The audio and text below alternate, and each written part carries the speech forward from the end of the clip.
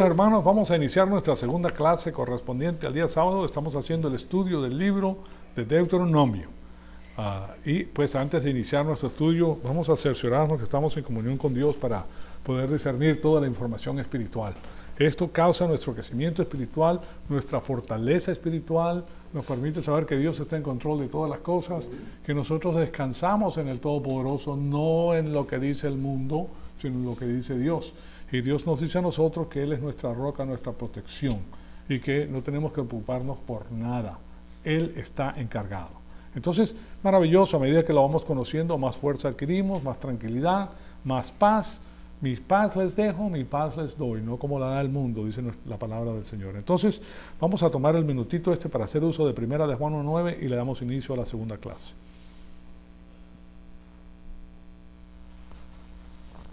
Amado Padre, en conjunto te damos las gracias por este privilegio que nos das tan extraordinario de permitirnos atesorar tu poderosa palabra en nuestros corazones.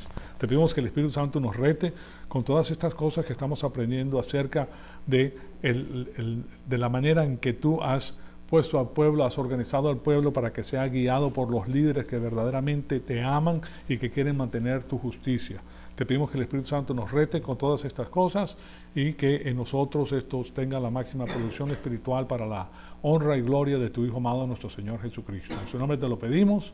Amén. Amén. Bien, quedamos en, les di al culminar la clase anterior la definición de Tabera, que significa pues el lugar que quemó el Señor porque hubo esta queja de estas personas que se habían pegado al pueblo de Israel para salir de Egipto. O sea, eran creyentes, pero no tenían esa fortaleza, se quejan del maná, que era la provisión divina logística, para purgar al pueblo de lo que tenían anteriormente, para darles un nuevo alimento cuando llegaron a la tierra prometida. Ustedes se recuerdan que hicimos ese estudio y yo les dejé saber estas cosas. Y claro está, el Señor se enfurece con ellos porque ellos estaban haciendo caso omiso de estas provisiones y querían otra cosa. Entonces, en Números 11:17, que es el versículo que les tengo aquí puesto, nos dice: ahora nuestra alma se seca, pues nada sino este maná ven nuestros ojos. El maná era como la semilla de culantro y su color era de color de bedelio. Entonces ellos se están quejando de esta provisión divina que de paso, esto amanecía, cuando ellos se levantaban amanecía y tenía todos los minerales, todas las vitaminas, todo lo necesario para que la persona tuviera una fortaleza física. Tenía todo lo necesario, señoras y señores. Y para las personas se podía cocinar de maneras diferentes y ya habían aprendido las mujeres a hacerlo y tenía diferentes sabores. O sea, para las personas que estaban con Dios era felicidad de ver la provisión divina. Pues bien, entonces aquí describe lo que Dios les está dando a ellos y esa era la idea de la dieta logística, de soporte logístico de Dios. Venía del cielo, era el maná del cielo y básicamente nos hablaba de Cristo, del maná del cielo que era nuestra salvación, que es nuestra salvación espiritual, que es el que nos redime a nosotros del mercado esclavo del pecado, el que nos da a nosotros la fortaleza para que nosotros podamos aguantar las embestidas de Satanás y su organización con sus diversas organizaciones que vienen siendo organizaciones ya sean religiosas o filosóficas. Miren, el impulso del comunismo es una religión humana, quiero que lo sepan. Es una religión humana, es antropocéntrica, se basa en el hombre y lo que pasa es el hombre sin Dios. Entonces, y tienes que creerlo por fe, porque estas cosas que propone el comunismo destruyen. ¿Por qué? Porque la política de Satanás es robar, matar y destruir. ¿Qué es lo que hace el comunismo cuando entra a un país? Roba, mata y destruye. Destruye todo. Quieren echarlo al piso para que las personas se estén sometidas hasta lo máximo, pues, a la bota tiránica de los jefes. Tienen que hacer lo que ellos digan y le lavan el cerebro para que ellos puedan seguir su marcha. Entonces, nosotros conocemos esto, pero ese sistema ha existido no solamente con el comunismo, sino ha tenido otros nombres anteriormente. Tiene el mismo sistema de tiranía con nombres diversos. Hoy en día le llaman socialismo, otros le llaman democracia progresiva. Tiene diferentes nombres, le van cambiando el nombre porque la gente descubre lo que es. Entonces le cambias el nombre, entonces la gente tiene que volver a comenzar a saber de qué se trata. Pero no hay nada como la libertad que ofrece Dios. Nuestra libertad, la verdadera libertad es la que te presenta a ti la oportunidad de trabajar para mantener tu propiedad, para tener las cosas tuyas y que nadie se meta contigo. Que ni el gobierno venga a confiscarte tus bienes al nombre de alguna algún programa que ellos tengan. Aquí lo más importante es tu familia, tu esposa, tu familia y tu patria, básicamente. Y aquí nuestra patria hoy en día son los Estados Unidos porque aquí residimos. ¿Okay? Si estuviéramos en otro país, esa es nuestra patria. Pero si tú resides en un país y de ahí devengas tu bienestar, ese es el país que tú defiendes, ¿verdad? Entonces, eso es lo que tenemos que tener en mente. Entonces, aquí describe lo que Dios está dando a ellos con esta gracia, dieta logística. Ahora, recuérdense lo que les dije acerca de la transición de la dieta que ellos tenían en Egipto. Pero el asunto era que a ellos no les gustaba lo que estaban recibiendo de Dios. Y después, en el versículo 10, tenemos lo siguiente. Miren cómo es la progresividad de este asunto. Moisés oyó al pueblo que lloraba, cada uno con su familia a la entrada de su tienda. Aquí, de nuevo, como pueden ver aquí, tenemos la crisis en el liderazgo. Probablemente algunos de los Sarim están incluidos aquí, que eran los jefes de ellos, ¿verdad? Y, claro está, la ira de Jehová se encendió mucho y también le pareció mal a Moisés, quien dijo a Jehová. Ahora quiero que ustedes vean la conversación que sostiene Moisés con Jehová, con Dios. Esta es la criatura hablándole a su creador. Pero era tan fuerte y tan estrecha la relación que tenía que le podía hablar de esta manera. Y esto lo van a ver varias veces en el Antiguo Testamento. Era real para él Dios, súper real. Pero aquí se está quejando porque le faltaba más información. Nosotros tenemos mucha más información. Entonces, aquí podemos ver la frustración de un líder y miren lo furioso que se pone. Esta es la otra cosa que está maravillosa pues en el hebreo, que no oculta nada. Ustedes generalmente cuando ven recuentos en las diferentes religiones, todo es bueno. Todo lo que hacía el líder era bueno, ahí no había pecado de ningún tipo, era una relación... No, en el hebreo te dicen lo bueno y lo malo. Las fallas que tienen los líderes y todo, o sea que, porque son seres humanos, o sea que es la gracia de Dios la que prevalece. Entonces, aquí en el hebreo no se oculta nada. Yo tuve un profesor que yo tomé clases bajo este señor, de paso, que se llama Howard Hendricks, un profesor del Seminario Teológico de Dallas, que de paso es una maravilla este señor porque él te hace pensar acerca de las cosas que estás leyendo y examinarlas cuidadosamente, y puedes encontrar, mientras más tiempo le des a un versículo bíblico, más cosas encuentras, especialmente cuando tienes los parámetros en el cual viene el versículo. Entonces, él decía que cuando Dios pinta un cuadro, Él pinta una imagen del hombre con verrugas y todo. O sea, no lo idealiza. Es lo que le estoy tratando de decir. Pues ustedes ven, por ejemplo, revistas de cosmetología o revistas de vanidad o revistas de este tipo que venden ropa para mujeres. A las mujeres no le ves una sola arruga, porque todas se las pintan. O sea, pueden tener pecas, bueno, pues le pintan las pecas, las ponen, ay, que son tan perfectas. Es más, si ellas salen de ahí sin la pintura que tienen, no las conoces, pero cuando le ponen la pintura salen preciosas, o sea que las mejoran muchísimo, o sea, las ponen de maravilla. Y eso es lo que la gente ve, pues. Si tú ves a Marilyn Monroe, por ejemplo, que la ves con una cara espectacular, qué cosa, pero esa no era la misma Marilyn Monroe. Ella se quitaba todo eso y era una cosa completamente diferente. Total que, de todas maneras, pues, él le está diciendo que Dios pone todo lo que es el hombre, no le pone maquillaje, lo pone tal y cual como es. Y aquí tenemos un ejemplo de cómo Moisés llegó a frustrarse, pues, y por eso lleva su frustración al Señor. Y fíjense lo que le dice al Señor: ¿por qué has hecho mal a tu siervo? Fíjense lo que le está diciendo él a Dios. ¿Se están dando cuenta de esto? Moisés, que conoce a Dios, le dice: ¿por qué le estás haciendo mal a tu siervo? ¿Por qué me tratas de esa manera? ¿No? O sea, como si Dios le fuera a hacer algo a él, porque Dios es perfecto y Dios es amor. Nosotros sabemos eso. ¿Y por qué no he hallado gracia en tus ojos, a tus ojos? Cuando la política de Dios, especialmente para los que amas, es gracia. ¿Me das cuenta? Él te permite pasar por ciertas vicisitudes, pero Él tiene la solución con las vicisitudes. Lo único que tienes que hacer es aplicar la palabra de Dios y saber que Él está contigo y que te ama. Bueno, pero de todas maneras, esta es la conversación que tiene este líder. Este es un Jesurún, señores. Este es un creyente maduro que tiene el lugar primordial en Israel. Y dice: ¿por qué no he hallado gracia en tus ojos, que has puesto la carga de todo este pueblo sobre mí? ¿Se dan cuenta de eso? Yo no sé si ustedes han pasado por problemas, bueno, un problema, dos problemas lo pueden manejar fácilmente, pero de repente vienen una serie de problemas, son de diferentes puntos, atacan a diferentes partes de tu persona, como la parte sentimental, como la parte económica, como diferentes cosas, ¿verdad? O de tu negocio, o de una familia lejana, y de repente tú y después oyes la política, y que fiera lo que está pasando, y que viene el SARS, y que viene, total, que se te reúne una cantidad de cosas, y comienzas tú a cargar con el peso de todo eso. ¿Okay? Y cuando menos te das cuenta, estás deprimido. Es más, oye, ¿cómo voy a resolver yo todo esto? Esto está terrible, y sientes la carga arriba, y eso es lo que él está sintiendo. Él se ha tomado este asunto como si él fuera el que estaba haciendo las cosas, en vez de decirle, Señor, ¿yo por qué me estoy preocupando? Yo lo que tengo que hacer es lo que puedo hacer en el día, y el resto lo haces tú. La carga es del Señor, no es mía, ¿verdad? Pero a nosotros se nos olvida eso. Tenemos que estar conscientes para poder aplicar la palabra de Dios. No tienes por qué cargar tú con eso. Dios es el que lo está haciendo. Lo que pasa es que lo tienes que conocer a Él, cómo es Él. Entonces, dice, ¿cómo has puesto la carga de todo este pueblo sobre mí? Cosa que es algo que Él estaba tomándose pues muy seriamente. Pero, ¿estaba la carga toda sobre Él? No. Incluso, ahí tiene, Dios le manda a Él cómo resolver el problema. Primero le está diciendo su suegro, le dice a él, mira, tú no te, ¿qué estás haciendo? Estás loco, te estás cargando de una manera increíble.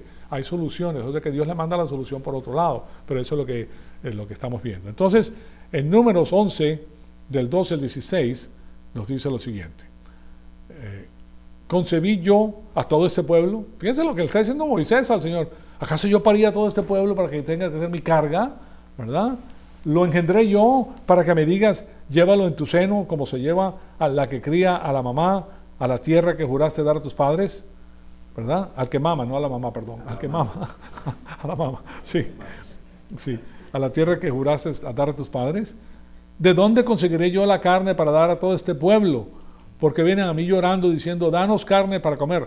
Vean la magnitud. Claro está que este hombre tiene una capacidad pero tan grande que puede aguantar. Estamos hablando de un pueblo que se queja de 3 millones y pico de personas, 2.8, entre 2.8 y 3.2 millones de personas.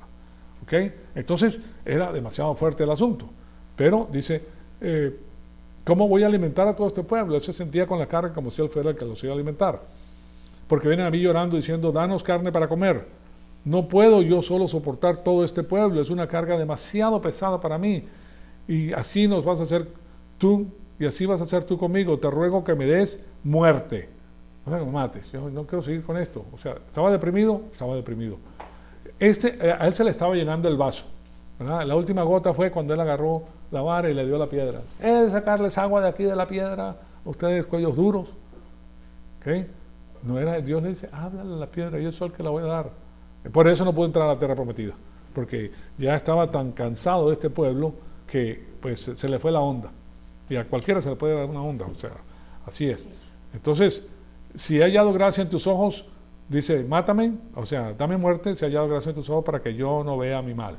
O sea, era demasiado. ¿Se imaginan a alguien orando de esa manera en un grupo de oración el día de hoy? No es suficiente creyente maduro para orar de esa manera. Es más, si tienes el conocimiento de Dios, no vas a orar de esa manera, porque tú sabes cómo es Dios. Nosotros hoy en día tenemos más información de la que tenía Él. Nosotros sabemos la política exacta de Dios. Entonces, y sabemos, para nosotros que hemos estudiado esto del sufrimiento, porque hemos estudiado la doctrina del sufrimiento, que hay sufrimiento para bendición y sufrimiento para castigo. Ese hombre que está caminando con Dios tiene sufrimiento ¿para qué? Para bendición. Pero lo que pasa es que tienen que perfilarlo de la manera correcta. Él quiere darte otra promoción. Y si tú ves el problema que tienes y lo miras en los ojos del Señor, entonces tranquilo que venga el problema. No hay problema. Entonces, pero así es que aparecen estas oraciones en la Escritura. Eso no lo van a oír en un grupo de oración, pero así serán. Y miren a los salmos también. Ahí tenemos un dame que te doy, en realidad, entre el hombre y Dios. O sea que no tienen miedo de expresar la frustración y la rabia, pero simplemente hablan con Dios. No lo mantienen dentro de ellos y hierven por dentro, pues, y se amargan, simplemente lo que hacen es sacar todo afuera, pues eso es lo que está sucediendo. Es mejor, es preferible que una persona saque lo que tiene adentro y lo diga de una vez, que mantener sirviendo por dentro y acumulando y acumulando. A esa persona se le va a subir la presión de sangre y le va a dar un infarto por tener tanta presión. Es mejor decirlo todo de uno solo y sacar todo eso para afuera. Ahora, cuando tengan esa furia, no ofendan. ¿Okay? Porque la tendencia es que todos nosotros somos imperfectos y lo que busca la persona es herir a la otra persona y le dice lo peor que le puede decir a esa persona. Y eso no debe ser así, porque todos somos imperfectos. Ahora te puedes quitar de arriba la furia, porque fíjense que nosotros, los que han sido casados por un periodo de tiempo prolongado, o quizás los que han sido casados por poco tiempo, no importa, a veces se prende, a veces eso así, ¡prá!, explotó el volcán. ¿Okay? Y explota de una mala manera y después pues tienes que ver, bueno, vamos, ¿qué es más importante? El momento de furia o la relación que tenemos de larga duración. Hemos edificado todos juntos, no nos vamos a poner ahora por pequeñeces porque nos estamos fijando en las cosas del mundo en vez de poner los ojos en Dios. Entonces, si pones los ojos en Dios, el amor todo lo puede y todo se puede llevar. O sea, ese es el tema. Y está la confesión de tus pecados también para regresar a la humildad. Lo que pasa es que cuando nosotros reventamos, ¿por qué reventamos? Por la arrogancia. ¿Cómo puede ser que tú me digas eso a mí? ¿Ah? O sea, hay cosas que son tonterías, pues, pero cuando hay mucha presión, la presión no viene de diferentes lugares y después es que está el problema. Bueno, ahora en el versículo 16 el Señor le dice a Moisés, con esto llegamos a la tercera etapa del arreglo, porque estamos viendo los arreglos. Y aquí tenemos un problema espiritual, claro está, y este no es un problema que muchas personas tienen, pues. Este es un problema diferente, es un problema espiritual que necesita personas que estén cerca de Dios y que tengan discernimiento y que puedan estabilizar a un grupo. O sea, estamos hablando de personas que tengan dones espirituales que los puedan utilizar, porque lo que ellos no necesitaban era tener una turba dentro de sus manos. Recuérdense la condición que existe en estos momentos en este pueblo. Primero que tienen arena por todos lados, un calor tremendo de día, frío de noche. ¿Okay? Poca agua y la comida era maná. Los niños seguían llorando y seguían pidiendo. ¿Okay? El ganado tenía que arriarse. Todas estas cosas tenían que pasar. ¿Okay? Entonces, aquí hay un problema que tiene que solucionarse. Y los ingredientes son los siguientes. Primero, tiene que crear y esto que le estoy diciendo aquí es lo que sucede allá. Y ustedes van a ver esto y lo van a descubrir inmediatamente apenas se los diga. Porque eso es lo que está pasando, como dice aquí en los Estados Unidos, today, hoy. Los ingredientes de lo que estaba sucediendo en Israel son los siguientes. Primero, crear un pánico generalizado. ¿Qué vamos a comer? Puro maná. Entonces, hoy en día, ¿qué puede decir? ¿Cuál es el pánico generalizado que tenemos al día de hoy? El coronavirus. Primero tienes que tener el caos. Ahí está, se va a morir el mundo, se va a acabar esto. ¿Qué vamos a hacer, verdad? Y eso conduce posteriormente a que la gente llegue a ser una turba. Ustedes, las turbas se comienzan con un favorito aquí. Ustedes ya se han visto turbas en Costco, en Sam's, que la gente se sulfura. ¿Por qué? Porque esa es mi agua. No, señor, que esa es mía, que yo le echo el ojo primero. No, señor. Y comienza, ¿verdad? Ok, ¿cómo es posible que tú no me dejes comprar agua a mí? ¿Cómo que dos nada más? ¿Acaso mi dinero no sirve? ¿No? Entonces, claro está, es un problema. Y eso es lo que utilizan para echar abajo a las personas. Ustedes saben lo que ha sucedido con Bill Gates. Ya dice que él está listo para poner el implante a las personas, para poder hacer el tracking a ellos, especialmente si tú tienes, eres positivo para coronavirus, te ponen el implante. Entonces ellos saben en todo momento dónde estás y a dónde fuiste y a qué visitaste. Suena muy bonito, ¿verdad? Bueno, así lo podemos ver, pero ahí de esa manera comienzan a quitarte la privacidad. Tu privacidad se acabó. Que hay personas que lo quieren tener porque dicen, bueno, si me roban me van a encontrar. No, pero lo que no te das cuenta es que ellos van a darse cuenta dónde estás en todo momento. Te graba todo lo que tú dices. Saben dónde estás. O sea, fuiste al baño. ¿Cuándo estuviste? ¿A qué hora estuviste? ¿Y por qué estuviste? ¿Te das cuenta? O sea, que todo lo que tú estás haciendo lo están viendo. Y eso es un problema. Claro está que hoy en día no lo tenemos aquí, pero lo tenemos aquí. Ellos son los que están haciendo. Y si no lo tienen, ustedes se dan cuenta que yo tengo un tape aquí y tengo otro tape aquí.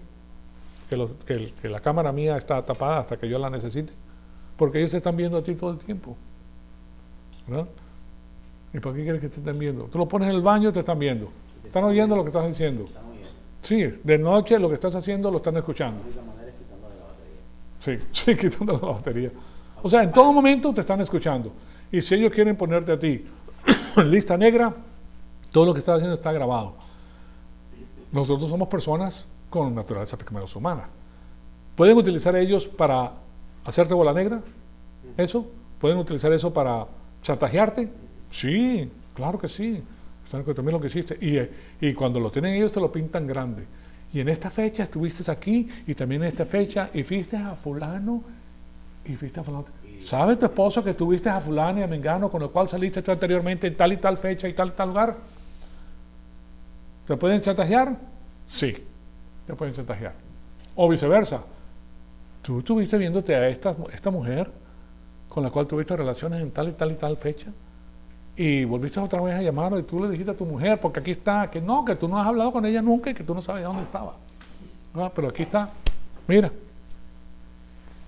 ¿Te pueden chantajear? Sí, te pueden chantajear. O sea que tenemos esto aquí, ellos quieren hacer esto. Siempre, yo les he dicho que el sistema mundial a través de todo este tiempo, así como Moisés aprende a manejar a la gente, ellos también han aprendido cómo chantajear a la gente, cómo agarrar a la gente, cómo tiranizar a las personas. O sea que simplemente nosotros tenemos que estar al lado correcto para que estas cosas no ocurran. Bueno, de todas maneras, lo que no quieren es que llegue a ser una turba. Y de esa manera ahora tienes un problema espiritual. Y por eso Dios ahora va a hacer algo diferente. Entonces aquí llegamos a la tercera división del gobierno. Números 11-16. Fíjense con qué se arregla esto, con el gobierno.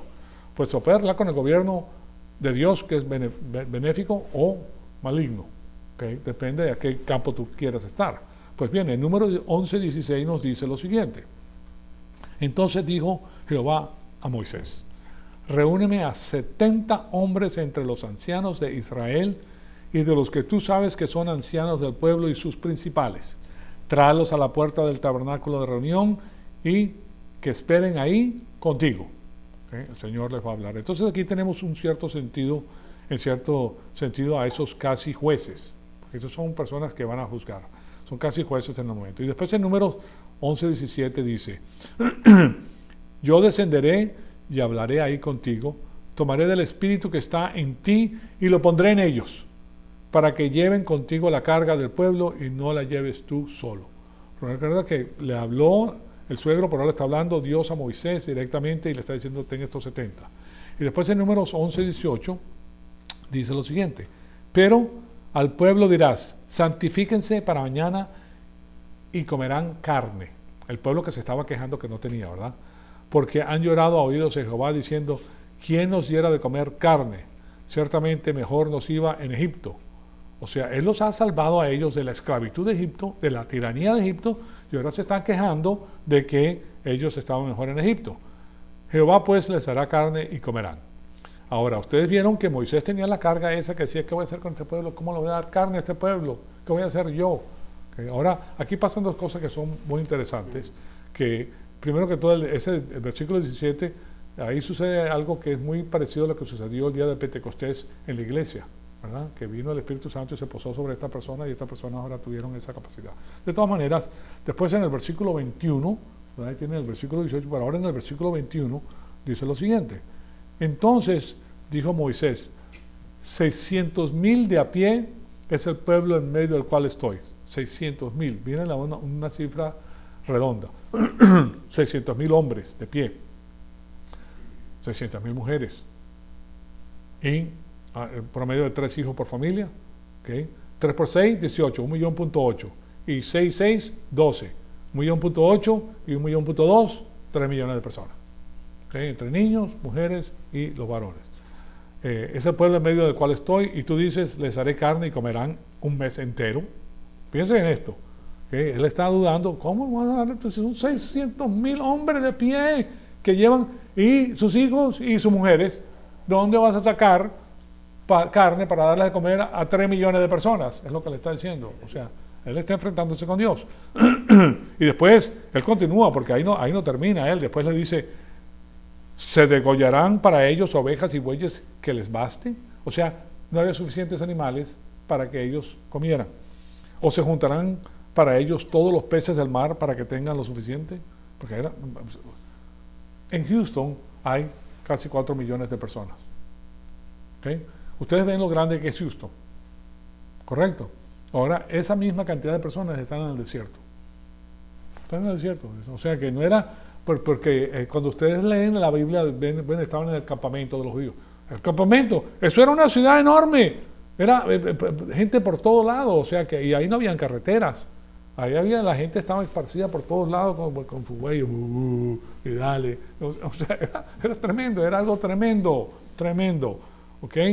Entonces, o sea que Moisés se queda perplejo, no lo puede entender, es lo que le está diciendo, y por eso en el versículo 23 el Señor le dice lo siguiente. Le dice, entonces Jehová respondió a Moisés, ¿acaso se ha cortado la mano de Jehová? Ahora verás si se cumple mi palabra o no. Y después de eso, en el próximo versículo, dice, entonces Jehová descendió en la nube y le habló, y luego tomó el espíritu que estaba en él y lo puso en los 70 hombres ancianos, y en cuanto se posó sobre ellos el espíritu, profetizaron, pero no volvieron a hacerlo. O sea, una sola vez profetizaron y ahí se acabó la profecía de ellos. Y claro está, esto es algo parecido pues a lo que ocurrió ahí en el día de Pentecostés en el Nuevo Testamento. Es una validación de que Dios puso su espíritu sobre esos hombres cuando ellos profetizaron. Entonces ahora tenemos a 70 hombres que han sido comisionados. Estos son los Shoterim, así como se lo estoy diciendo, S-H-O-T-E, Shoterim, el R-I-M es el plural, los Shoterim. Estos hombres están por encima de los oficiales y de las unidades de marcha. Pues bien, ahí están las cosas en esa etapa en la que nos encontramos en Deuteronomio. Ahora, todo esto involucra a Moisés, como podrán ver. Pero van a ver que el problema se encuentra en la tercera capa de mando que él está proporcionando. Y Moisés va a partir de ahí. No estoy diciendo que se va a ir a otro país, no, se va a morir. Él muere en ese lado del Jordán, al lado del este del Jordán. Y recuérdense que Deuteronomio es el último discurso de Moisés, porque va a morir prontamente, y ahora lo que vamos a ver es el cuarto arreglo. Y para hacer eso vamos a ir a Deuteronomio 16 para ver lo que va a hacer. Y aquí pues es que comenzamos la primera clase y les dije que aquí hay 3 versículos que están fuera de lugar. Entonces vamos a ver a eso, porque les dije que íbamos a regresar ahí para explicarles el por qué. Entonces, de nuevo, este es el trasfondo para estos versículos. De nuevo se los pongo en la pantalla. Y dice lo siguiente: en todas las ciudades que Jehová tu Dios te dará, pondrás jueces y oficiales, por tribus, los cuales juzgarán al pueblo con justo juicio. No tuerzas el derecho, no hagas acepción de personas, ni tomes soborno, porque el soborno ciega los ojos de los sabios y pervierte las palabras de los justos. Recuérdense, ahí salieron personas de Egipto, que no eran judíos, que se habían apegado porque habían creído, y personas judías. Ahora, unos tenían más que otros. ¿Okay? Y en cualquier lugar el dinero es el dinero, y el poder es el poder. Y si tienes más, pues vives mejor. Entonces, dice en el versículo 20, la justicia, solo la justicia seguirás para que vivas y heredes la tierra que Jehová tu Dios te da. Pero fíjense que es tan importante la justicia y que las palabras, el sí sea sí, que no haya juego de palabras, sino es la verdad la que se da y con eso se juzga. Y después de repente pues aparecen estos 3 versículos y nos hacen pensar, ¿cómo es posible que estén aquí estos versículos? ¿Qué tienen que ver estos 3 versículos con el contexto del asunto de los jueces?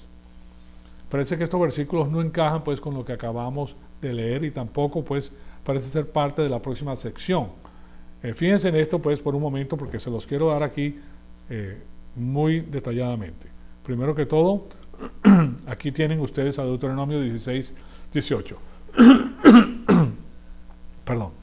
En todas las ciudades que Jehová tu Dios te daré, pondrás Natán. La palabra Natán es poner en el hebreo.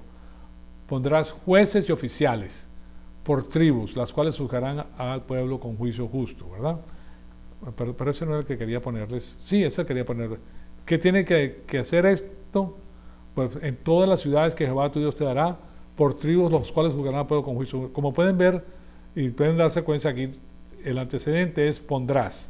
Tú pondrás a esta persona. Aquí tenemos el verbo natán, que se encuentra en el kal, que es la forma simple pues en el diccionario griego. Los verbos son expresados en la tercera persona. Y aquí lo tenemos en el imperfecto. Cuando hablamos del verbo en el imperfecto, es que la acción del verbo no ha culminado todavía. Pondrás, o pusiste, ya la acción del verbo concluyó, pero pondrás, está en el futuro, todavía no ha concluido la acción, pero la orden ha sido dada.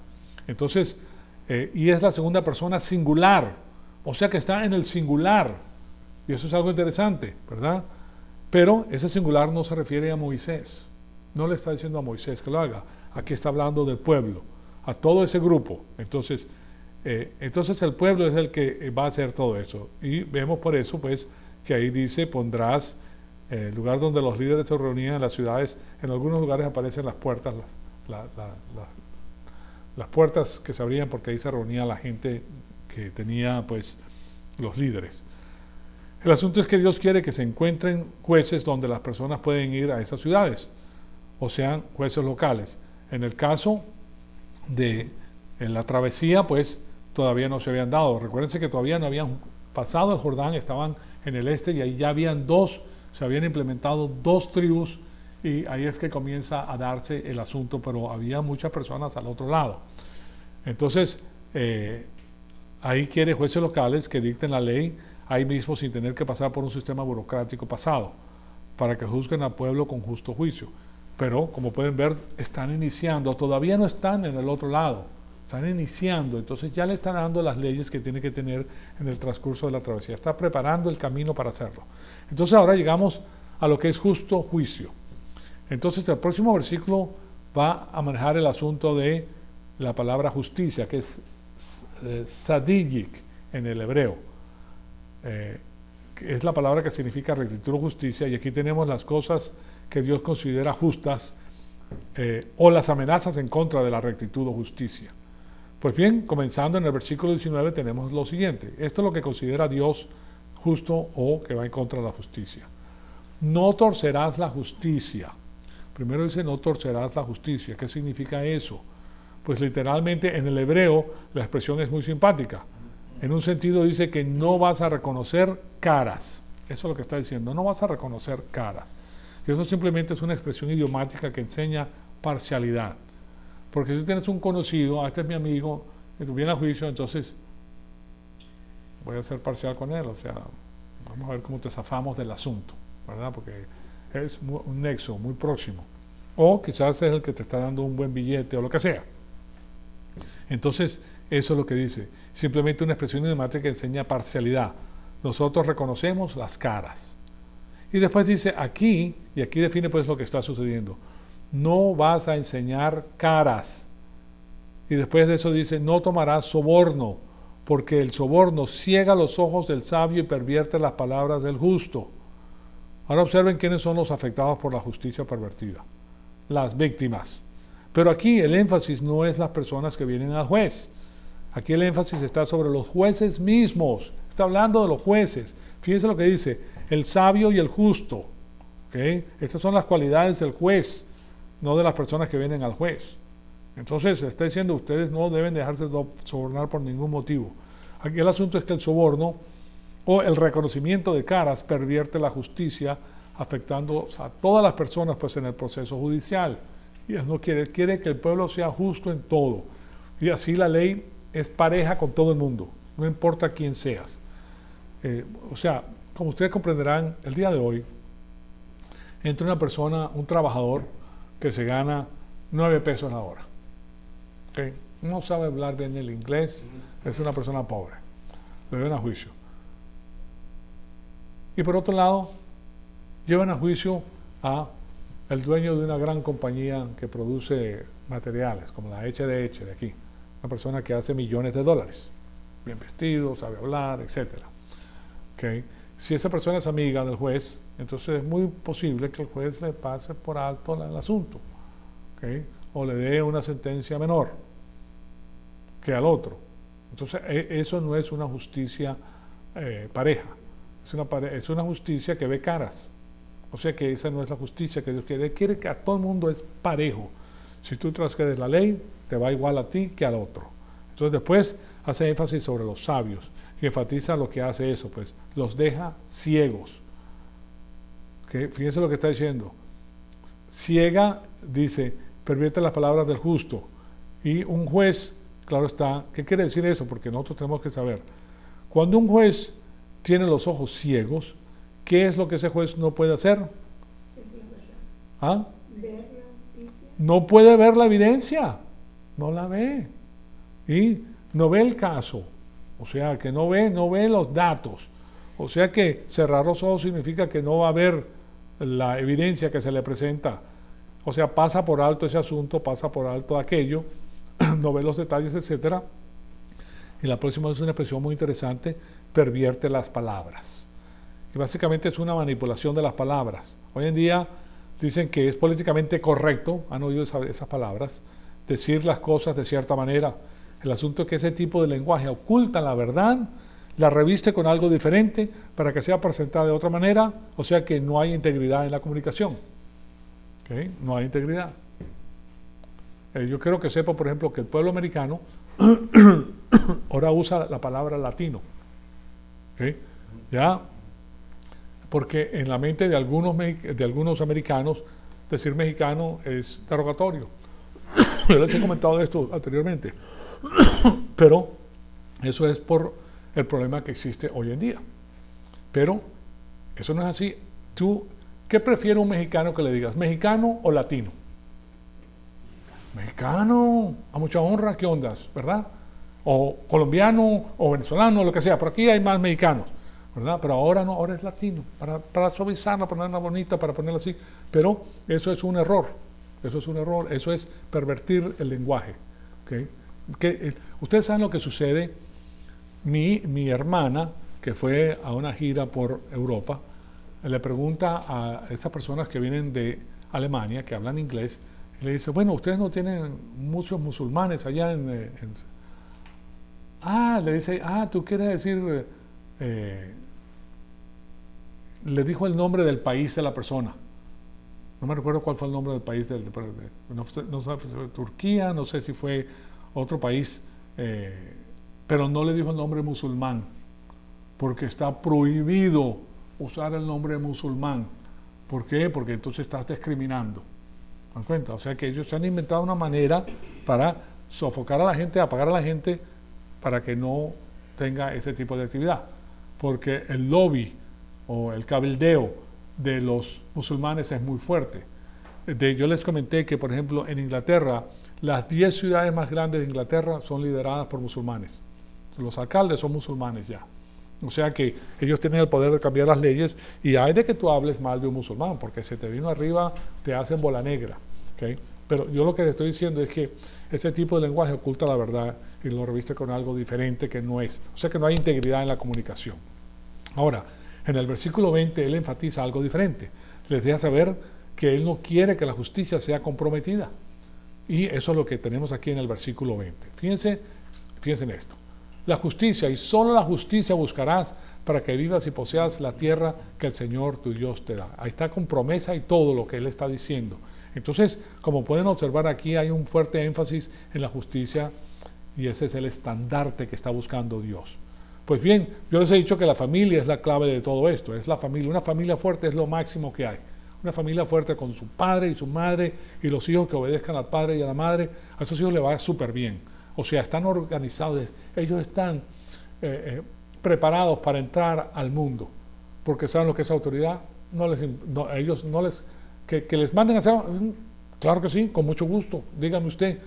Así pensaba yo, a mí me ordenaban algo, brinca, ¿qué tan alto quieres que brinque? Ahí voy. O sea, a mí no me importaba. La autoridad era la autoridad, eso se seguía. Y siempre me ha ido bien, no tengo ese, que cómo me vas a hablar así, que cómo vas a decir, que crees. No, para nada, para nada. Miren, para poder mandar tienes que estar bajo la autoridad. Si conoces lo que es la autoridad, entonces tú puedes mandar, porque ya sabes de qué se trata. Pero si no, viene el problema. Pues bien, entonces el asunto es que la familia es la clave. Ahora, ¿por qué les ha dicho eso? ¿En dónde es transmitido el estandarte a la próxima generación? En la familia.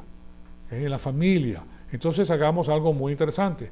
Regresemos a Levítico 19, y está escrito para el sacerdocio, claro, está esta porción, pero tiene muchos temas que tienen que ver con el sacrificio, con la limpieza y las cosas semejantes. Y el énfasis es la santidad.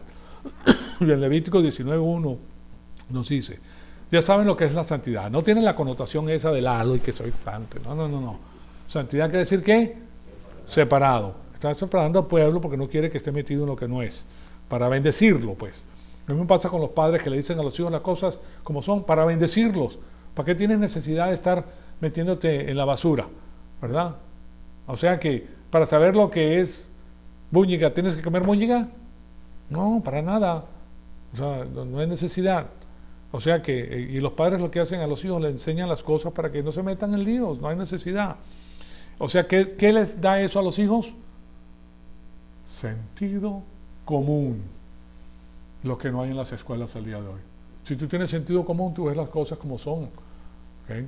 Pero bueno, es que ahí me estaba diciendo la hija mía que tiene una persona conocida, o que salió en este, no es YouTube, ¿cómo le llama? ¿Ah? Instagram, algo así, que esta niña pues había puesto unos aretes aquí, ¿verdad? Con la argollita, y que estaba probando con la amiguita, con una batería de 9 voltios, ¿ah? Para darle en la nariz.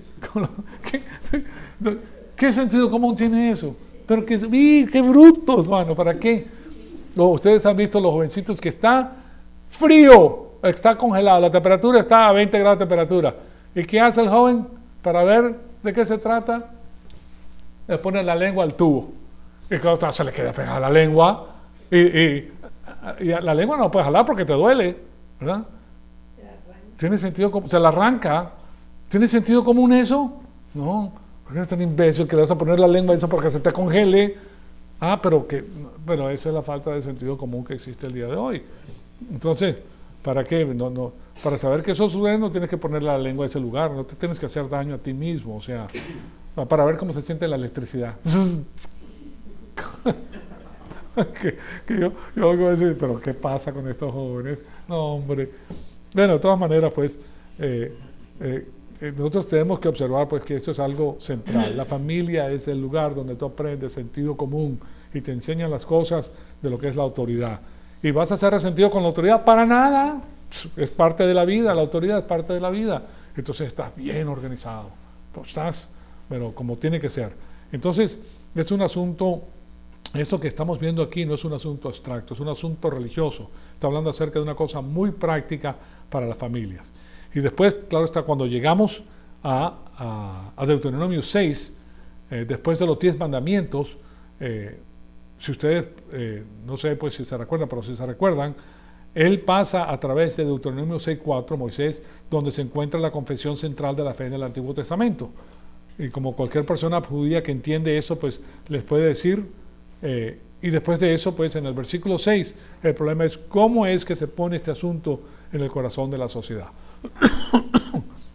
Esto vamos a llegar aquí la próxima semana, porque se nos acabó el tiempo, pero aquí yo lo que estoy haciendo es desarrollándole el asunto de cómo es que va pasando esto y cuáles fueron los eventos que estaban ocurriendo a medida que esto se estaba desarrollando y cómo el pueblo entra para entender estas cosas. O sea que la cosa hermosa acerca de la cristiandad es que está basada en la organización judeo-cristiana, pues así se conoce, porque es a través de los judíos que nosotros tenemos la información de nuestro Señor. Y ahí te dice cómo es que estas cosas ocurrieron y por qué nosotros las tenemos que aprender y poner en vigencia en lo que concierne a nuestra vida en particular. No es que rija la ley nuestra vida, pero los 10 mandamientos siguen siendo los 10 mandamientos. ¿Y qué tienen los 10 mandamientos? Sentido común. Ahora, no quiere decir que no te vas a salvar si no tienes los 10 mandamientos. No, la salvación viene por medio de la fe en el Señor Jesucristo. Pero los 10 mandamientos tienen un sentido común espectacular. Te van a hacer bien. Hacerlos te van a hacer bien. No es que seas más religioso ni nada de eso, sino que está dándote sentido común. Lo que no enseñan, ¿dónde? En las escuelas. ¿Y de dónde comienza eso? Desde que quitaron los 10 mandamientos de las escuelas, porque todas las escuelas de los Estados Unidos tenían los 10 mandamientos. Todas. Ya no, ni una la tiene. No saben lo que son los 10 mandamientos. Entonces quitaron el sentido común. Pues bien, la próxima semana continuamos con este asunto. Amado Padre, te damos las gracias por este privilegio que nos has dado de escuchar tu palabra.